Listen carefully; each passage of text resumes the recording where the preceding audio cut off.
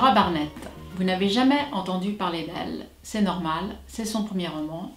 Elle a écrit Quoi qu'il arrive, une très jolie comédie qui est d'ailleurs un peu plus que ça.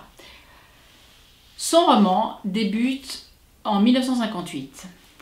Eva, qui est une jeune étudiante de 19 ans, se promène à vélo. Elle roule sur un clou, elle crève, elle tombe, et un jeune homme qui passait par là et qui s'appelle Jim, qui est un artiste en herbe, l'aide à se relever.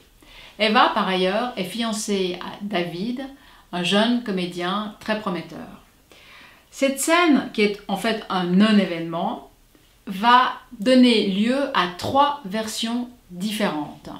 Laura Barnett va imaginer 3 destins différents pour ces personnages. Alors la seule constante, c'est que ce sont les 3 mêmes personnages, ils ont le même caractère dans les 3 versions, et Eva est journaliste et romancière dans les 3 versions. À partir de là, tout change.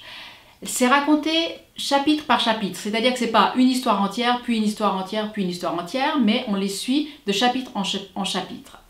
Dans la première version, il ne se passe rien, chacun continue sa vie et son chemin.